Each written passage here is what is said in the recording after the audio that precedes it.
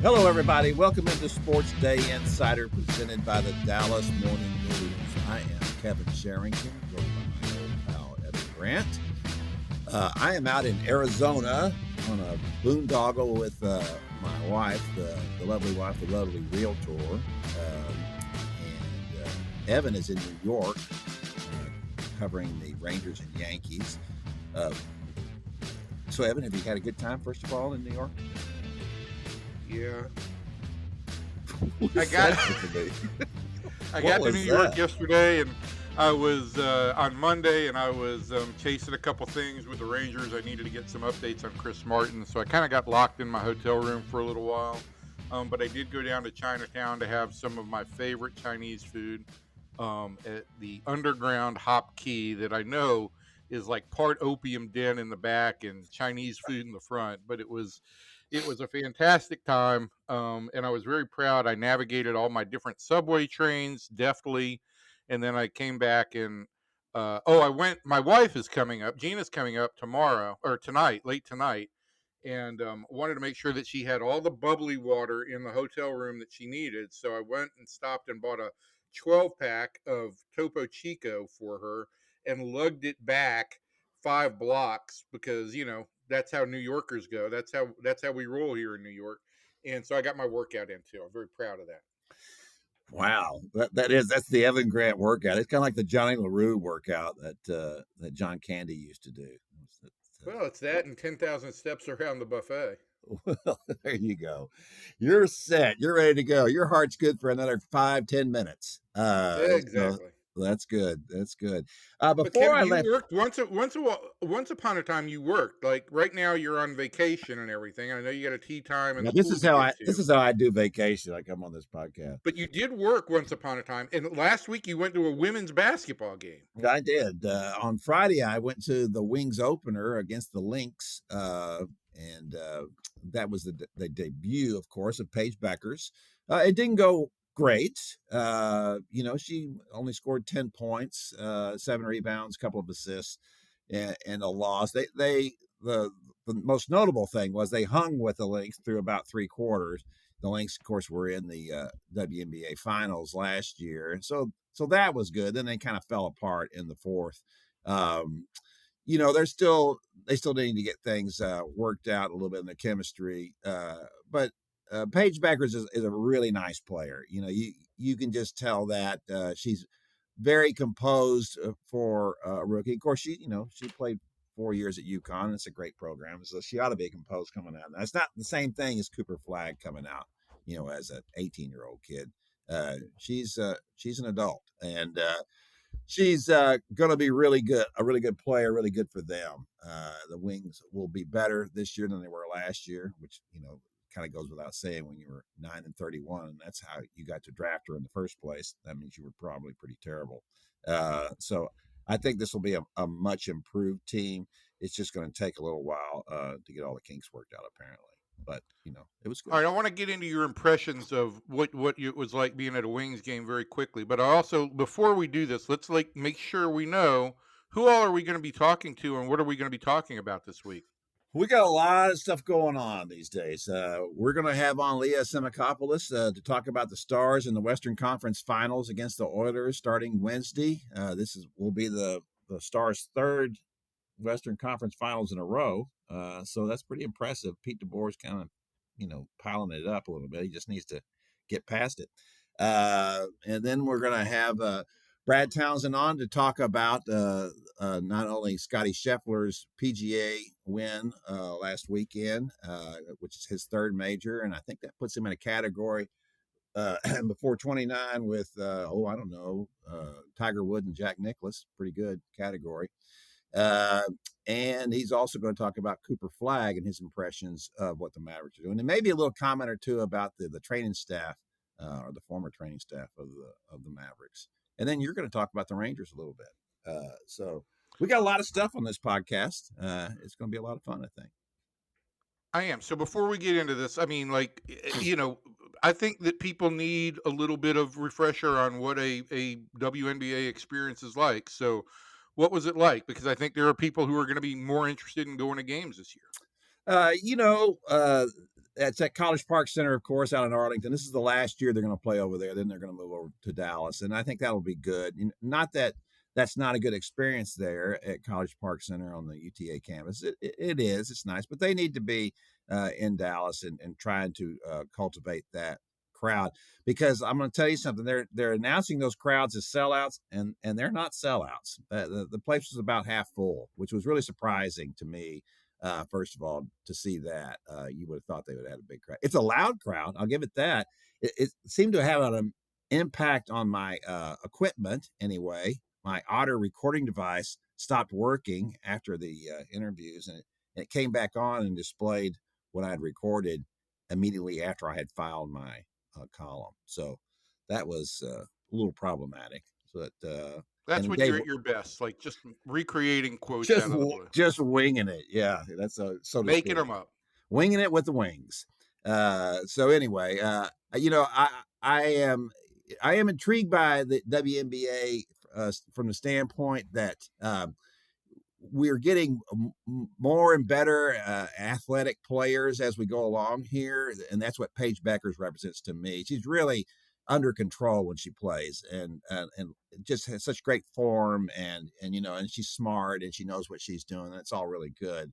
There are aspects of it now, and you can see this in like this whole Angel Reese, Caitlin Clark fiasco, where it's a hard foul and it turns into something else, and I think in some ways in the WNBA, some of this stuff is just a product of not being able to execute a play, or even just something as a hard foul without it becoming a major catastrophe of some kind. It just shouldn't come to the things that it's coming to at some point. And in its own way, it's attracting attention to the league, but for really bad reasons. No one wants to see all that happen. What's come of all of that? Just it unleashes all the the worst aspects of our society, and why we're paying attention to these people who are making these comments. I'm not really sure. That kind of stuff is out there all the time, but from a purely basketball standpoint, I think it's getting better all the time in the WNBA, and that's obviously a good thing, and that's going to be a good thing for the Wings in particular. So you're not going to go there and see a bunch of dunks, but I mean, for me, I feel like the little amount of women's basketball that I do watch at tournament time and highlights, there certainly with Caitlin Clark, there's been an influx of really good long range shooters in the WNBA. And listen, I think there's been some great ball movement, and for me, I've always kind of thought this, like, the NBA moves a little bit too fast and out of control for me to kind of follow sometimes. I do like the speed of the women's game a little bit more, because it's not quite as up tempo, and I feel like I can just follow it more. But that's because I guess my brain moves slow. Well, that's why you cover baseball slower. Well, they're trying to push the tempo for the Wings. Sport, Kevin. Thinking man sport. Mm-hmm. You're thinking about stuff other than baseball when you're out there. The Paige Bueckers is really going to up the tempo, though, for them. That's what they want to do. They want to move, and that's how they were staying with the Lynx for 3 quarters. They were doing that. So we'll see how they go from here. Speaking of going from here, let's move over now and talk about some other things, and we'll start with Leah and talking about the Stars. All right, we're being joined now by Leah Assimakopoulos. Leah, we appreciate you coming on and talking about the Stars. They are starting up Wednesday in the Western Conference Finals against the Edmonton Oilers. This is their 3rd consecutive conference finals in a row. If it's 3rd consecutive, it would be in a row. I'm being a little redundant, but that's not the first time. So I guess that's going to be my first question, Leah. Do they break through here? Do they go to the finals? Do they beat the Oilers? I haven't made my official pick yet, so I'm looking for a little help. Yeah, I mean, I think that this is the best chance they've had in the last 3 years. I mean, 2 years ago when they made it, it felt like they were kind of a bit of a Cinderella team going that far against Vegas, and Vegas was a far better team than they were. And last year, they just went through such a gauntlet in the first 2 rounds and were kind of beaten down a little bit heading into that Edmonton series. And not that their first 2 rounds this year weren't difficult, but it feels like they're kind of getting better as the playoffs go on and they're getting healthier. So I think that, this is the best chance they've had. Obviously, it's still a tough series. I picked them to win in 7. So, a game 7 is a toss-up at that point. All right, let's go back here because I want to brag on my hockey prediction skills a little bit here. I said in the first round against the Colorado, they'd win in 7. They won in 7. I said against in the second round against the Jets, I said they'd win in 6. They won in 6. So impressive. Did you have what did you have against the Jets? I actually had the exact same 2 picks. Oh, so, wow. I may have copied you, Leah. I'm not sure. Leah makes the mistake of sending out her predictions in a little email chain. It goes to everybody, and that way you get to see hers first. And so I may have peeked at hers a little bit before I made my pick. That's okay. I appreciate you being nice about it. So Leah, we've watched the Stars now through 2 rounds in development. Of course, Mikko Rantanen was the star of the first series against Colorado, without question. Not as much here in the second round against the Jets. What do you expect to see to develop here in the third round? Is there something that you feel like that will probably evolve and the Stars will show something else here in the third round that will get them to the finals? Yeah, I think in a long playoff run, you kind of need different players to step up at different times. And, Mikko Rantanen got them through the first round, got them through the early parts of this past round. And then it was probably Jake Ottinger who really got them through the last part. And the players that I'm really looking at are some of the ones that we've kind of seen nothing from, at least on the score sheet, like Matt Duchene, Jason Robertson, Jamie Benn, Tyler Seguin. Ben and Seguin did a little more earlier in the playoffs, but the 3 of them, they're aligned and they've been really quiet here. The 3 kind of veteran forwards. And in that last game 6, we really saw them get some great opportunities, and they've just been a little snake bitten here in the last couple of games. It feels like they're close. And that's just what the Stars need. I mean, they need different contributors, and Mikko Rantanen can't do it every night, and Jake Ottinger can't do it every night. So, Robertson and Duchene had 30-plus goals in the regular season, and neither have scored in the playoffs, which you could look at that as a negative, or you could look at that as a positive, as they've gotten through 2 rounds without either of those guys being big contributors, and now they kind of have a chance to break through. So I think they're going to need some new contributions from different people. Yeah, it's nice to have Jason Robertson in your pocket, isn't it? I mean, and we've seen this before from him, where he has played well during the regular season and then kind of stalled a little bit in the playoffs, and it was not as much of a factor. You wonder sometimes when Mikko comes in and plays so well, right? And maybe, they even start to kind of pull back a little bit because of that, although, they're not on the ice at the same time. So what about a guy like Miro Heiskanen and his return and what that difference that'll make for them? Yeah, I mean, that's a game changer for them. I think that they kind of universally will say that Miro's their best player, or at least their best defenseman, and one of the best defensemen in the league. And I mean, he's only played 3 games, and in 2 of those games, he played less than 20 minutes, which is kind of unheard of for him. But you could just kind of feel his impact. He's, just a reliable defensive defenseman, also brings some offensive contributions, also plays on the power play, just does it all for them. And in the last game, in game 6, he played 23 minutes, which was the closest he's been to kind of his normal production. And he played up to 28 minutes, or an average of 28 minutes in the playoffs last year. So he's still not quite there, but getting pretty close. And the Stars have been using an extra defenseman the last couple games to limit his minutes. So I wouldn't be surprised if they go back to a normal 12-6 lineup now. He's getting close. And, when you're playing players like Connor McDavid and Leon Draisaitl for Edmonton, you need a reliable defenseman like Miro. Yeah, no question about it. Leah, Pete DeBoer's coaching record is pretty phenomenal about what he does with teams and does with them fast. It's not like there's a break-in period with his team where he seems to have to get to know them, and really they take off. They don't finish quite as well as they start. Is that just it seems to me the greater talent is being able to get someplace and make a team good right away. Yeah. That it is. There's a little bit of a crapshoot, when you're in the playoffs, right? Things happen. It just it's fluky, right? There's more. There's a smaller sample size there in the playoffs, and so things that happen during the regular season, it's drawn out over an 82 game schedule, and so that's when you're really showing, in my mind, what kind of team you are. When you get into the playoffs, well, then that's where luck starts to factor in a little bit too. Do you think that Pete DeBoer in any way looks at that and feels any extra pressure? Is he the kind of guy that would feel that, or do you think that he knows that eventually this is all just going to play out like it should? I mean, I think he feels a lot of pressure. I think I think he's coached for all these years, and he's still trying to win the Stanley Cup, and he's gotten so close so many times. So, but I think his resume does speak for itself. I mean, he's made so many conference finals, he's gotten so close all these times, and as you said, he's come in here and taken this team to the conference finals 3 straight years. That's tough to do in a new place, and they have a lot of appreciation for that.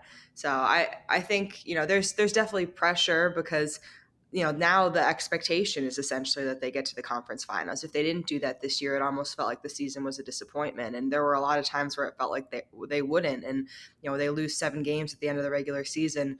People were questioning him and questioning his future in Dallas. Obviously, that's all gone out the window now. But eventually, they're going to have to get over this conference finals hump. And when you have a team like this and all this skill, it feels like they need to do that sooner rather than later. The window's open now.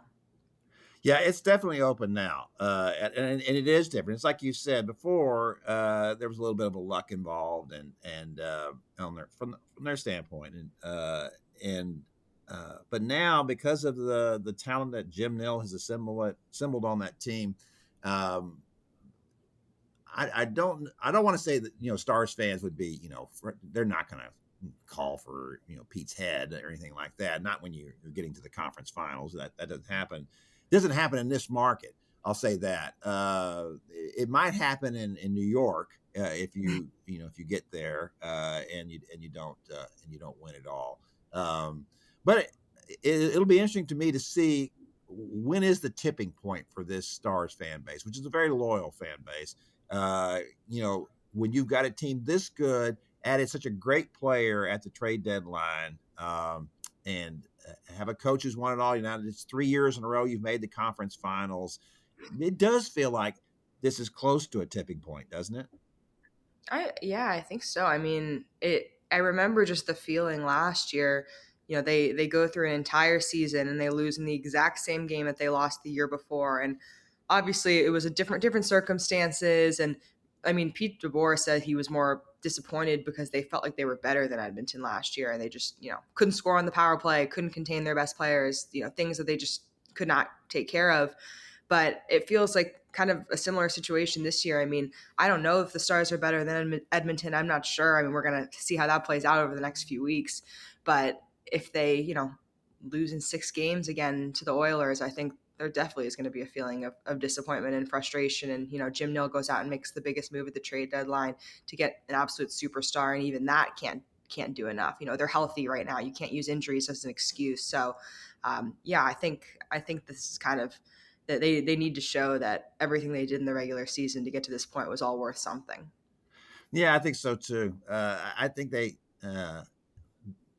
obviously need to get to the finals. There's no question about that. I would classify it as a disappointment if they got to the conference finals and didn't get to the finals, considering where they've been the last 2 years and with everything they've done and how well they've played. And look, you could make the case that both Colorado and Winnipeg were two of the obviously when you get to this point, everybody's one of the best teams in the league. But these are prohibitive favorites, right? And you beat those, and you beat the Jets in 6 games.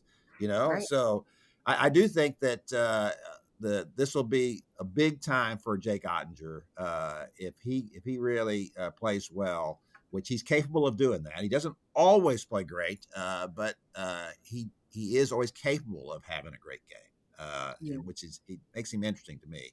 It's kind of like which Jake Ottinger are you going to get here? But he has played really well in these playoffs, so I think that could be a factor here.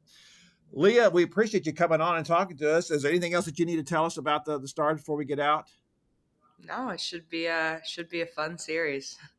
Well, I know it's been fun for you, and we appreciate you doing this for us as well, and also covering it for the Dallas Morning News. It means a lot to our readers. I know that. All right. Now joining us, Brad Townsend, to talk about the multiplicity of things that Brad can talk about. He is our resident golf expert slash basketball expert slash everything else that he writes about. So Brad was writing about Scottie Scheffler winning the PGA over the weekend. So, Brad, did you have him in your? First of all, let me ask you this: did you have plans for the weekend before Scottie did that? No. Well, anytime Scottie is playing in a major or frankly any tournament, the plans include at least watching what he's doing, and obviously for us as a newspaper, if he's going to win a major, certainly we need to try to localize that as much as possible. And he's also coming off his last performance before the PGA was winning by 8 shots at the Byron Nelson, so he's very, very top of mind for any golf fan in Dallas-Fort Worth. Put that win in perspective for us, Brad. What did that mean?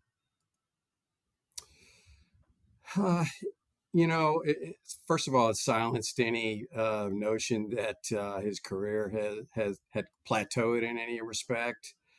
I think when he had the injury on Christmas Day, the freak injury where he cut his hand while making ravioli with a wine glass of all things, that reminded everybody that Scottie's just a regular guy like us. He does dumb things, he's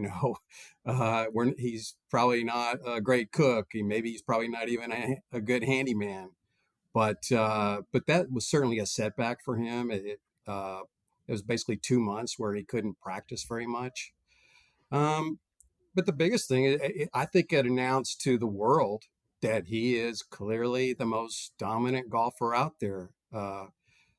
Yes, Rory McIlroy won the Masters. Yes, it was historic. Became the 6th person to finish the career Grand Slam. But Rory made a mess of it on Sunday. Scottie started to make a mess of it this Sunday, but you saw how he was able to get the wheels back on. And I think that's really what separates him from anybody else. As he pointed out, he leans on his mental abilities as much as anything else. And, he ate a quick sandwich at the turn, and next thing you know, all his shots stopped going to the left. Yeah, the thing about him that's I think that makes him so good and makes up for the fact that those crazy dancing feet of his is just the mental stability. He's just so calm.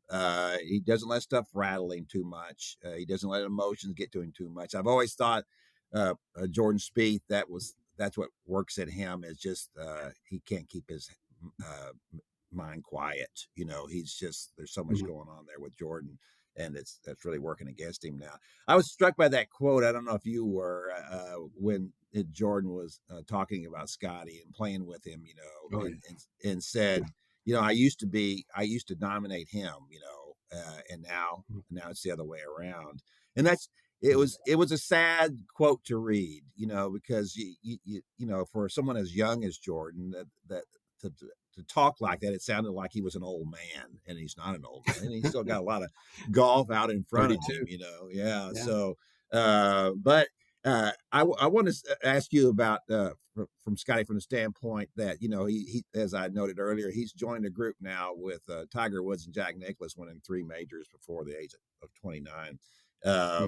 And I don't know that I would put him in a league of dominance like those two yet. We haven't seen that. I don't know that, when Tiger played, it just felt like, oh my gosh, everybody else is just playing for second now. Right. But he is certainly closer to that group than anybody else we've seen in a long time, isn't he? Yeah, absolutely. He's definitely the most dominant golfer since Tiger's really heyday in the early to mid to that first decade of the 2000s. One of the interesting things, on the telecast, CBS, they pointed out, well, he's played 140 events. He's won basically 10% of them. Well, yes and no. Yeah, he has done those, but guess what? His 15 wins. So he's played 140 events. His 15 wins have come in his last 70. So he's really, in this stretch, he's winning 21% of his tournaments. Yeah, that's a great point. And and I don't see any sign that he's going to be slowing down. He turns 29. To me, he's just entering his prime. And if you're a competitor of his, one of the things that's got to be pretty unnerving is how he's improved his putting. 2 years ago, he was 162nd in strokes gained through putting. Last year he was 77th. He made a stride forward, and this year he's 22nd. Wow. And that was the one knock on him, that his putting could be inconsistent. He wasn't a bad putter. Even his misses were agonizingly close. But if this guy figures it out putting wise, he's going to be virtually impossible to beat.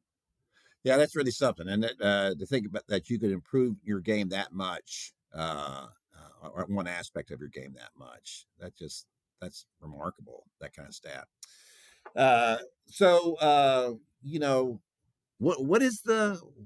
What's the limit for him now? If he's gonna continue to play like this and he doesn't have any major injuries, there's nothing comes up. Is he gonna win 50, 60, tournaments in his career?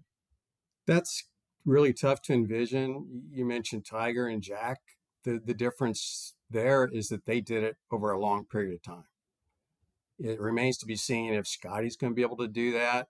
He's, life catches up to you. I think we saw, obviously, in Tiger's case, life caught up with him in a way that I don't think is ever going to happen to Scottie. Let's hope not. And Scottie, here a year ago, his biggest quote unquote flaw was getting arrested through no fault of his own. And if anything else, that just shined a light on his humanity. And I talked to Randy Smith, his longtime, since age 7 instructor, and he said, you don't have to go any further than that PGA Championship to learn who Scottie Scheffler is. And I think the public, for the national public, has probably considered him a little boring. That, if you ask Scottie, he's going to say, I wish that had never happened. But I think that what happened at the PGA put it's a country club sport, but it gave him a little street cred, I guess you might say, to see him, a mugshot of him. But the grace is with which he handled it. He goes to the course that day, gets out of jail, shoots a 4 under, I believe 4 or 5 under, answered all the questions afterward very calmly, did not blame anybody. And just the way he handled that said a lot about him. It said a lot about his upbringing. And he's got a pretty tight, comfortable cocoon. Randy Smith is his coach. Randy's son, Blake, is his manager. His parents and his 3 sisters, he's obviously very close to them. His wife, Meredith, they've known they were sweethearts in high school. And he even remarked after winning the PGA how wonderful his life is off the course. And over the years, you do watch golfers and you wonder what's going to happen once they start having kids. Jordan Spieth has 2, and he has another one on the way, and injuries. I guess that's the one unknown right now, is if Scottie, every golfer gets injuries of some kind. I guess that's the one unknown. But I could see him prolonging this a good 5-7 years, and then we'll see going forward. But he's already 3rd all time in money won. That's unbelievable. Over $80 million.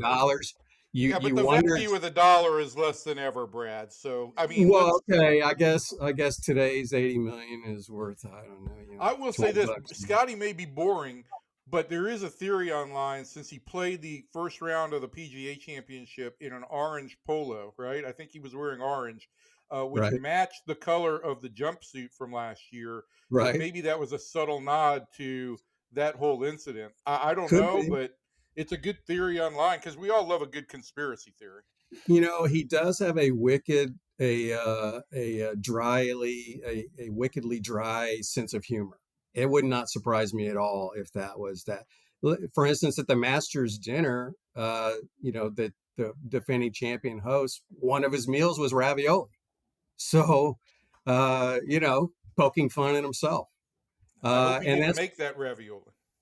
Well, yeah, I think it was one of the fine chefs at Augusta National probably did that, but I think his and you talk to people like Jordan Spieth and guys who play with him all the time in Dallas, and they remark that they see a different side of Scotty. He's a real trash talker when they're out playing for money at Dallas National and some of the other courses around Dallas.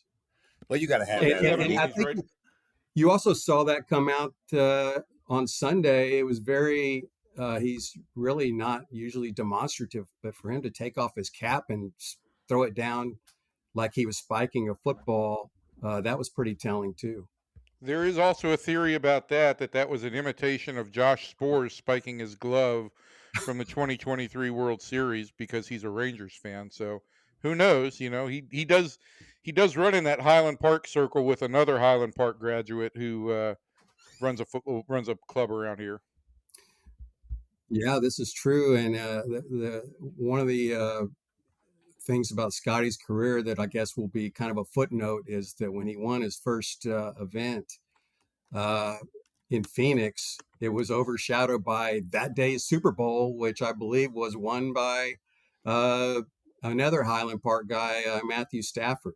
And so that's always going to be kind of a footnote of Scotty's career that his real big run here started and literally in the same city as that Super Bowl.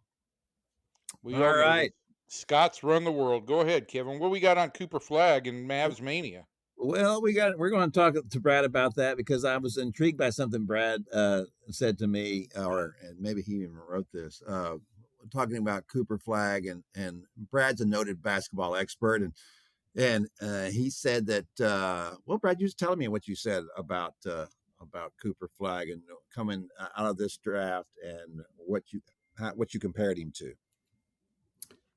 Well, I think he's the best two-way prospect since LeBron. Now, you immediately brought up Wemby, and I agree that Wemby has a higher ceiling, but I'm not really convinced that Wemby is going to be able to stay healthy.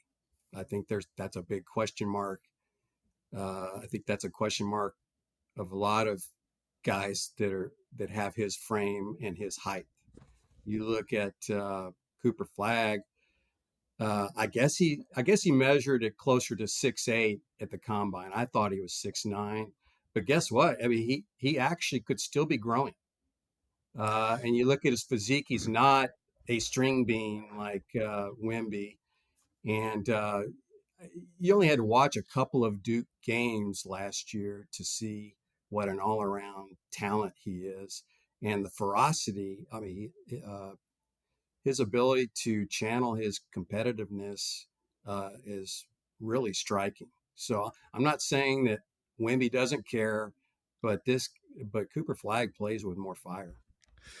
I was really struck by some quotes from Mike Krzyzewski about him. And of course, he wasn't his coach anymore, he hasn't been the coach now for 3 years, but he's obviously still very close to the program and he's clearly a huge fan of Flagg and talked about his length. Of course, he has like a 7-foot wingspan, and you're right, he's not quite as tall as we thought he was. No one is, by the way.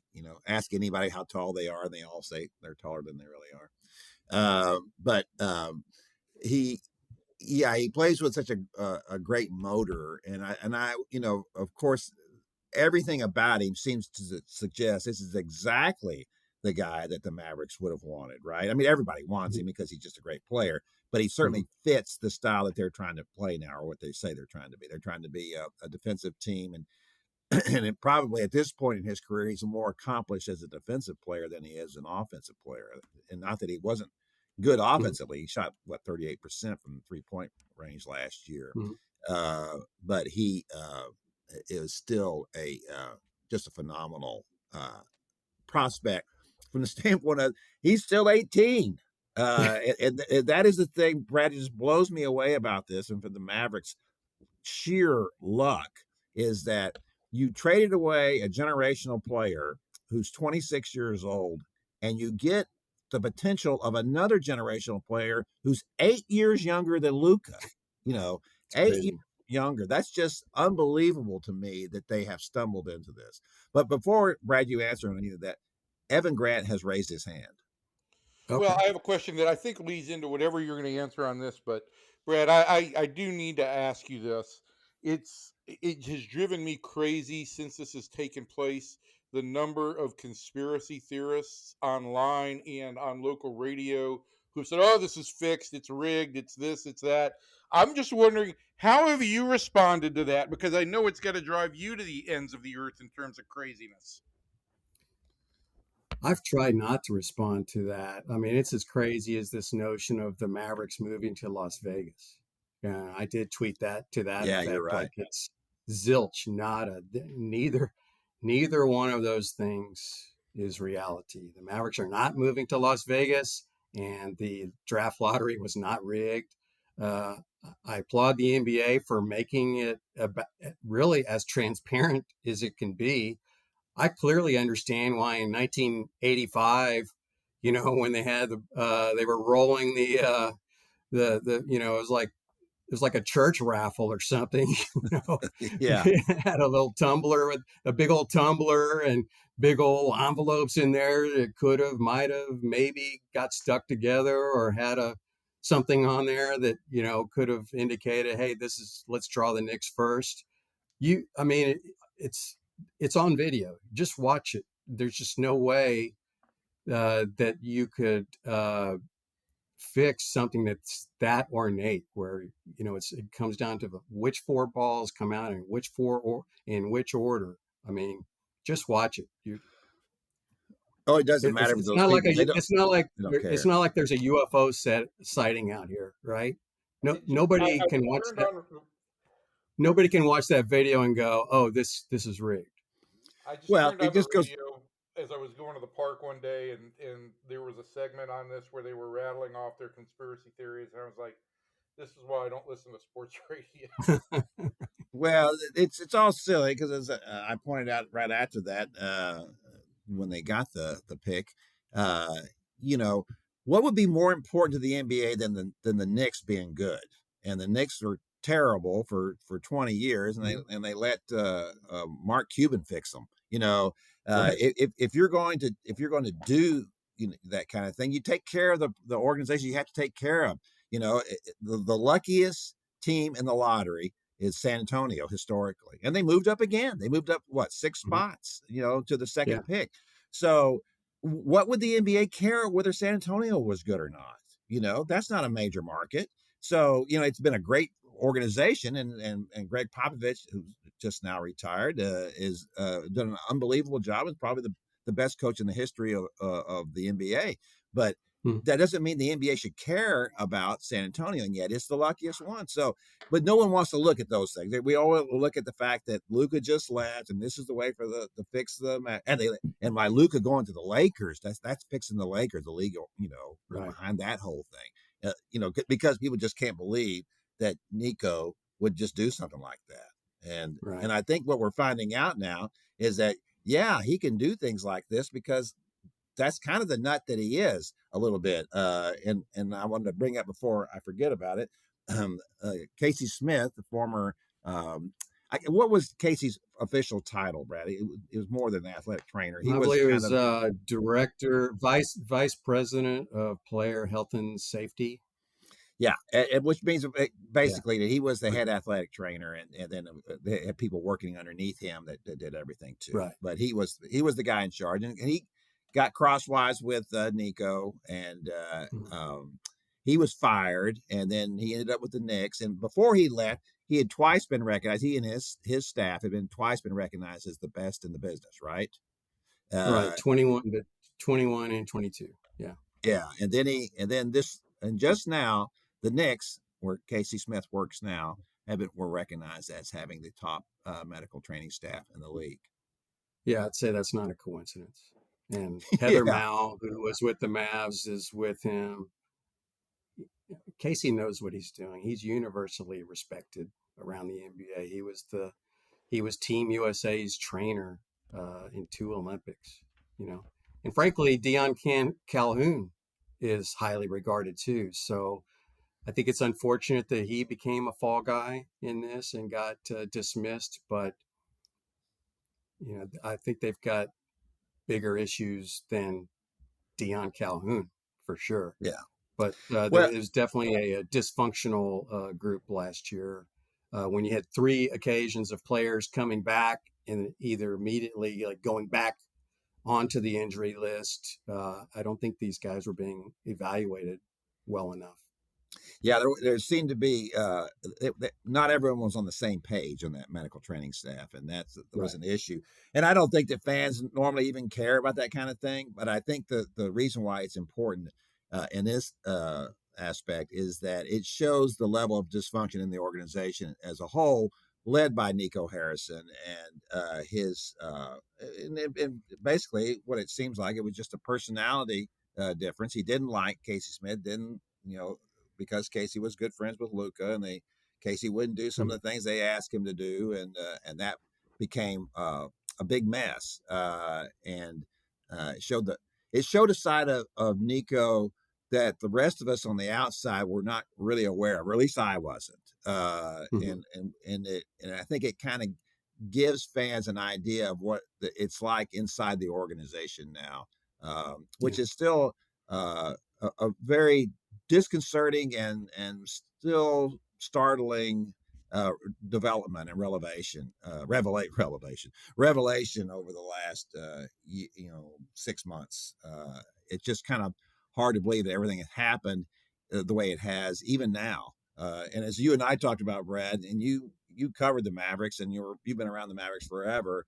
The 2 most shocking developments of this organization's history have happened in the last 4 months. A, trading Luka Doncic, and then B, getting the first pick in the line when they've never had any luck at all in the lottery. Never, never moved up once in the lottery, and they go from 11 to 1. A 1.8% chance to get that. Just unbelievable. Yeah, absolutely. And this is a franchise that had Roy Tarpley. There was a lot of shocking moments just out of Roy Tarpley. There were a lot of shocking developments. But these 2 clearly. I think I remember one. The Jason Kidd trade was also shocking, but these 2 things just blew those out of the water. I believe I remember once having to go to Roy Tarpley's. We have a little thing here. This is going to be your favorite part. Little segment we're introducing called "Better Get to Know a SportsDay Staffer," and it's important since you've only been here for 30 years that people finally get to know who you are a little bit. So, 5 if this is coming from you, that's going to be great, I'm sure. 5 quick questions, quick answers off the top of your head. Some of these may have been borrowed from our good friend Stephen Colbert and the Colbert Questionnaire. You ready? All right. The best sandwich. He sounds really excited. Italian. What's the best assignment you've ever had? NBA bubble. Interesting answer. What would be your walk-up song? Got to be something with AC/DC. Wow, AC/DC. So I would not have picked that for AC/DC. Well, I mean, you said rapid fire. I'm trying to take the emotion Describe your out of Twitter existence in 5 words. Do what? I missed that one. Describe your Twitter existence in 5 words. I'll do it in 2. Love, hate. The best interview of all time that you've ever had.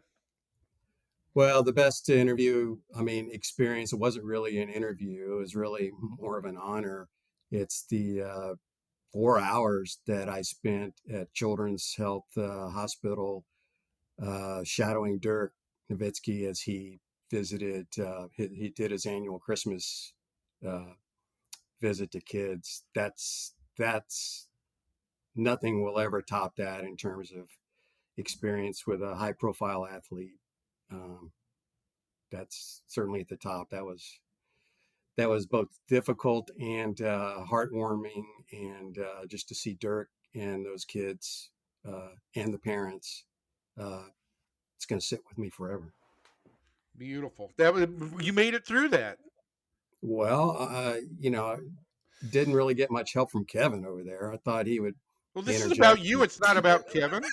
Well, I thought Kevin would help me out there a little bit, but you don't want. That was a great answer, and that was a great answer about that children's hospital. That was a wonderful story, by the way. And Brad Townsend was got that story when no one else did, because Dirk had been doing that for a number of years and had never wanted any publicity. And that's one of the things that you should know.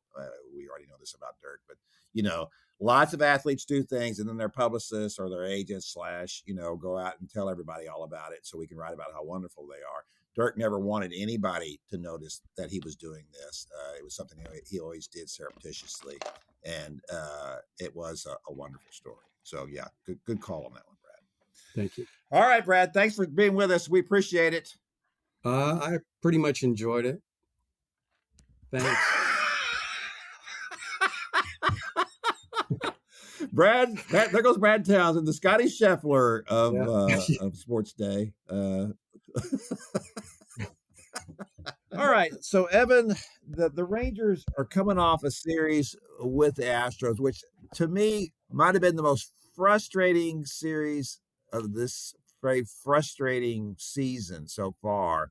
When you look at it from the standpoint that they were probably 4 innings away from sweeping a 4-game series against the Astros, which would have made an unbelievable statement in the AL West. And I don't. You can always say, well, yeah, there's always one inning that screws up something, but when you get starting pitching like they got in that series, and you got some pretty timely hitting in that series as well, and they were playing great defense. There were a lot of things that all were stacked in their favor, except that the bullpen fell apart right when they least needed that to happen. Yeah, and I think in some ways this is the detritus, or the calcification is probably more proper word, of their offensive struggles from early in the year, because they've had nothing but close games. And so Bruce Bochy has gone to his experienced leverage guys and used them an awful lot. And I think that, in the case of Chris Martin in particular, you're talking about a guy who's going to turn 39 in 2 weeks. Early in the week, he was pitching for a third straight day for the first time in his career, and felt popping noises in his elbow, which should concern anybody, and came out after one pitch. And then they seem to have dodged any kind of catastrophe there, took 3 or 4 days off, came back, pitched an inning successfully, and then was back out there on Sunday to try and close that game out, or take it to the 9th inning, and felt issues in his shoulder. And so I think, if nothing else, and the Rangers seem to be fairly optimistic about this. I will remind everybody, we're recording this on Tuesday morning, and by the time I get to the park and by the time this drops, we may have other news. I won't be surprised if Martin ends up on the IL, but I don't think it'll be terribly serious. But it should serve as a cautionary warning to the Rangers that they've got to back down on the usage of all these real high leverage arms, and either find some other guys in the bullpen they're willing to trust, like Jake Latz or maybe Luis Crivello from the minor leagues, or they're going to have to go out and acquire a reliever here, because there's no way these guys are going to make it through the season with this kind of workload. Yeah, it is concerning. And as you noted the other day, when you or Sean, I can't remember which one, wrote about, so I guess it was you, that wrote about the options that they have here. And one of the options probably isn't going out and adding a big time reliever, because that would put them, in that dangerous, luxury tax threshold, whatever, apron. What are we calling these things now? Aprons?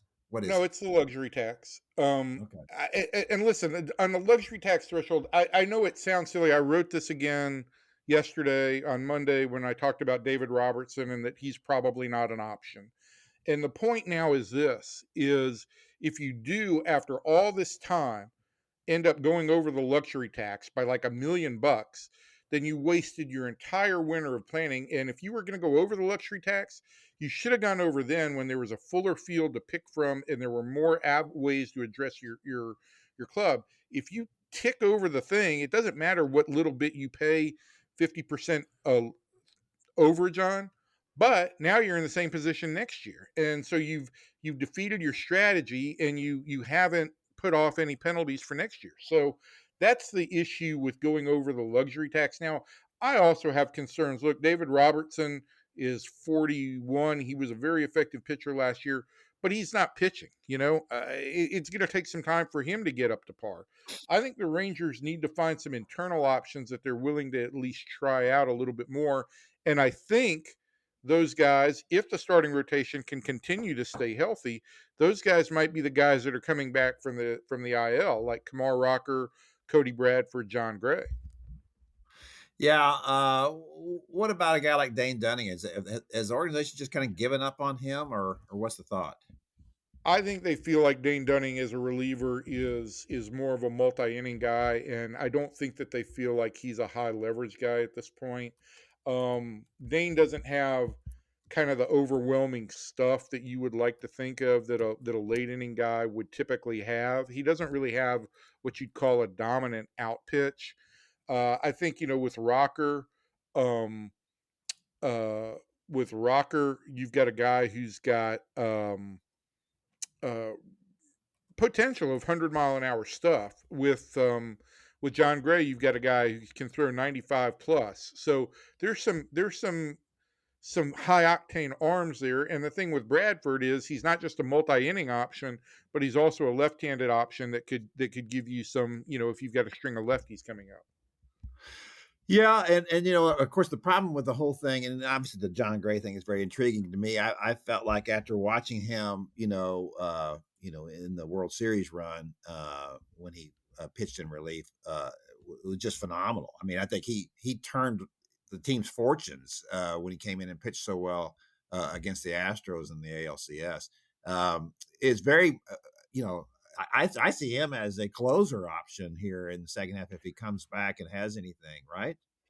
Well, there was chatter about that going into spring training when they didn't have an experienced closer. And, the Rangers chose to shoot that down because he pitched so well in spring training as a starter right up until he took a ball off his wrist.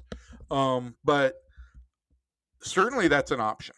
He's got two really good pitches, that fastball and the slider make him certainly a capable guy that you would be willing to turn to in the 8th or 9th inning. Yeah, the one guy who we would like to see in a position to maybe step forward is Mark Church. And, he began the season with the Rangers, but struggled a little bit up here. And I think he's just got to pitch more at AAA. So what was the deal with Cole Winn? He comes up, pitches pretty well, goes right back down again. He was doing great in the minors. Why didn't he stick? Well, I suspect that Cole Winn will be back if Chris Martin goes on the IL, and so by the time this airs, this whole conversation may be moot. But Cole threw a couple innings on Friday. The Rangers got into a situation where they wanted to they were going to bring up Kevin Pillar, activate him. And so the only way to get a fresh arm up here to kind of replace Winn would be when they IL'd, who did they put on the IL this weekend? I'm drawing a blank, but they made an IL move. So it allowed them to put, they put Evan Carter on the IL. So when you put a player on the IL, it allows you to bring somebody up who's been down less than 10 days. And so they were able to bring Caleb Bosley back, and he's pitched really well in kind of this long relief, thankless mop-up rule.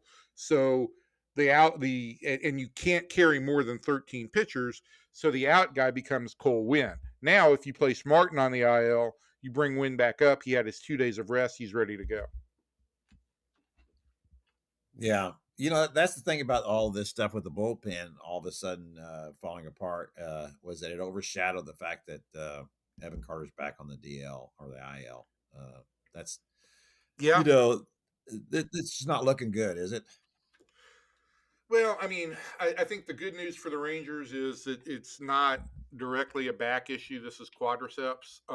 And on its own, you would like to think that this is a 2-week, 3-week kind of deal. But then you take into the fact, is this is the stress from this from playing on the artificial turf with his back issue, does that complicate things? Does it lead to any of that? I don't know that anybody with any kind of biomechanical evidence could show that there's a direct correlation, but it's going to raise those kinds of questions, right? And until Evan is able to come up here and play and stay healthy, anytime he's got a back or lower half issue, you're going to wonder, does this somehow relate to the back situation? Yeah, I think so. I mean, to me, the back is pretty central to everything else. When things start to get off a little bit, you don't have to be off very much to kind of set everything else haywire. So no, I mean, not that's what you run into when you overcompensate lower half anywhere, or really when you overcompensate in any situation. That's when you have flare-ups that go back to a root cause injury. Yeah, no question about that. So what is at this point, Leody Taveras is in Seattle now, and he's playing there about how he played here. What is the answer in center field? They've gotten really good contributions from Sam Haggerty here. Yeah, that's what I was going to ask. The Haggerty's played pretty well. Is this the kind of situation, Evan, where you're going to see, let's bring a guy up, let's put him out there, see how he does. If he gets hot, we'll leave him out here until he cools off, which is kind of happened with Dustin Harris, and then we'll just move on to the next guy. Is that what's going to happen here? Well, when you're talking about 24th, 25th, 26th guys, I think that's pretty much general operating procedure. But listen, in a lot of ways, Haggerty kind of came up and played with the Mariners. And so in a lot of ways, you made a trade with the Mariners. You traded and got Sam Haggerty and sent him Leody Taveras. But I think Sam has a better idea of who he is as a switch hitter, extra outfielder, with the added ability to play some infield. He's got decent speed. He's willing to play small ball.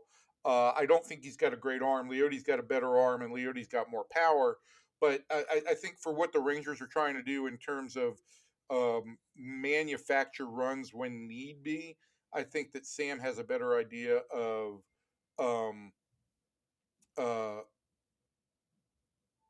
how to operate. I'm glad you're able to get that out. All right, it's enough about the past. Let's talk about this series coming up here with the Yankees, the Battle of the Boones. So we're seeing Brett Boone going up against his brother Aaron. They seem to have a classic older brother, younger brother kind of relationship. In my brief conversation with him the other day, and then also in other things I've read, he likes to give it to Aaron a little bit. What has been your impression of what this relationship might be? I'm sorry, I didn't hear you were talking about? I was talking about Brett Boone. Brett Boone. Oh, it's the Brett Boone report. Listen, I think Brett, I think he can relate to these players. And I think that's the crux of what the Rangers want him to do. I do think in particular, I think on Sunday I wrote about Marcus Semien, and there is a lot of concern about Marcus Semien and where he's at. But I will say this: Brett's a great resource for Marcus. Brett was a second baseman with power ability, who encountered issues in his mid-30s, and ultimately Father Time won with him, as it did with Michael Young and with Ian Kinsler. But I do think that all those guys, and all of them were around the ballpark at some point in time this past week, all of them have something to offer in retrospect about what they encountered as they got older. I will say this. I think Marcus is in great shape. I think he's moving well.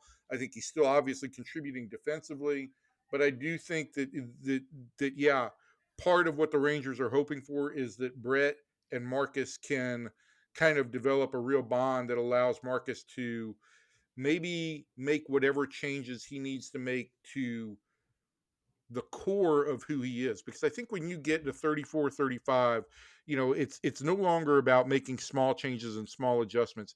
If you're going to continue to succeed, more often than not, you've got to take proactive steps to make bigger changes. Yeah, the other day I was looking at Baseball Savant and about Marcus, and his range at second is still great, but his bat speed has really regressed. No, I would disagree with that. His bat speed Yeah? was not great last year, and his bat speed, as long as we've had measurements, which really only date to last year, has not been top tier. But what they talk about more is, and actually, I think his bat speed right now is 68.5, and it was 68.3 last year. 0.2 of a mile doesn't really mean one way or another. But I do think what the Rangers talk about more is the ability to flick his hands and the quick twitch. He's not got really fast speed through the zone, but he's got the quick twitch muscles that allow him to really flick a baseball. Okay, so but he's not flicking a baseball. That is the whole point. That right. I mean that, and I think that and I'm sorry that I'm stumbling over this, but I think the Rangers feel like he has gotten himself caught in between with his pitch setup, that he is a little bit late on the fastball right now and he's too early on the breaking ball. And I think this all comes down to unraveling some stuff and say, all right, maybe we can't cover two different pitches. You've got to focus on one pitch and one pitch only. And if that means you're going to have to start a little bit earlier on the fastball, then maybe you've got to do that, and you try to do a little bit better job of laying off the breaking stuff. So what's Marcus got left on his contract? 2 years? After this year? This is his 4th year, so he's got 3 years left after this. 3 years left after this. Yeah. So that could be problematic at some point here with 3 more years left. And it didn't sound, it wasn't an extravagant contract. Well, it was for the Rangers, but they've signed worse deals. I would say that, but that could be a problematic if he's not going to start putting something together here pretty fast, because he's not even league average right now at second base. No, I mean, listen, you go back to and I think this was in the column on Sunday, over the 365 days leading into Sunday, he had a 618 OPS, which was the second lowest of any qualifier, or the 5th lowest of any qualifier in that time. He's not been a good offensive player for a long time. And listen, he didn't really want to talk about it when I approached him about it, but the little bit that he said was very honest, that it hasn't been fun. He knows what the numbers are. It hasn't been fun for him mentally. And I think the first step in all of that is get yourself out of your own head and step back and just focus on what's in front of you instead of trying to change the numbers that are on the scoreboard. Yeah, because everybody else is, kind of bouncing back a little bit here, right?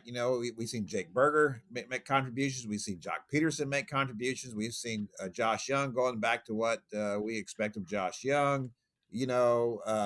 So a little bit of a little Wyatt Langford struggled a little bit, but not much, not more than what you would expect a guy who was as hot as he was before. So really, Marcus is the one guy that hasn't really caught up as much as they would obviously hope he would. No, he is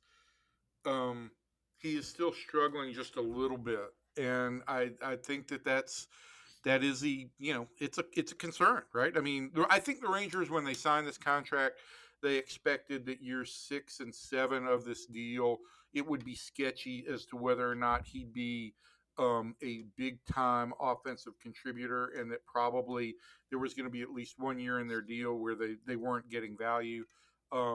I think this is the concern is that there's been real regression a little bit earlier than they had hoped. Yeah. I will say this, those two deals, I remember when they were made, and of course they signed Marcus first, and then they signed Corey Seager after that. That I thought the Semien deal was really a smart deal. It wasn't it was extravagant for the Rangers, but not in the great scheme of things. And then the Corey Seager deal, which was longer and more expensive, it's like, well, that's still a great deal because you're getting a really good player. I would say the interesting thing about that as it has developed is that I wouldn't say Corey was a bargain, but he certainly lived up to every dollar of what they could have wanted from him, right? I mean, when healthy, but I mean, he has played, he's missed 20% of the team's games over the course of his contract year. That's true, and that is problematic. But he's also a World Series MVP, and it's hard to argue with that. It goes back to that Aroldis Chapman trade, right? As long as you're going to get something out of it that gets you a flag, then okay. Oh, 100%. And look, to your point on this, I think the idea of Semien and Seager and signing those guys was to jumpstart this organization's competitive window.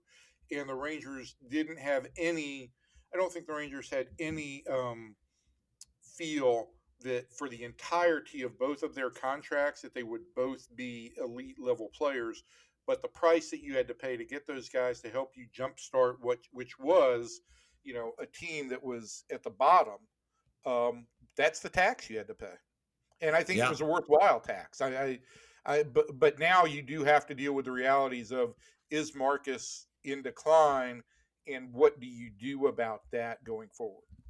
And so one last question before we get out of here, since we're talking about Seager and Semien, who are obviously the foundation cornerstones of this team. Do the Rangers have to think at some point about moving Seager off a shortstop to keep him healthy? I don't know. I mean, I think that's not on the table at this point in time. I don't think it would be on the table at any point in time in 2025. I think if the Rangers are going to consider that, that's going to be something that's presented to them as an off-season project. And I think a lot of that also has to do with, what do they get out of first base? Because if you're going to move him somewhere, first base seems to always be the easy spot. And if they've got Jake Berger, who's still a pre-arbitration player, what do they want to do with Jake Berger there? Do they want to trade him and move Seager over there? And are they going to play Josh Smith or Sebastian Walcott at shortstop? But I think right now the Rangers are focused solely on 2025, getting him on the field and trying to squeeze the most out of this team that they think can win a very winnable division that should have won at least 3 out of 4 against Houston. And it should be, right on the heels of the Seattle Mariners at this point in time.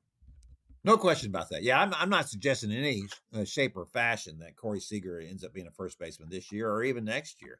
But I do think probably by 2027, when, as you mentioned, Sebastian Walcott, when he's probably ready at that point. Sure, I think that's got to be part of the long-term conversation. Yeah, I think it's always been part of the long-term conversation.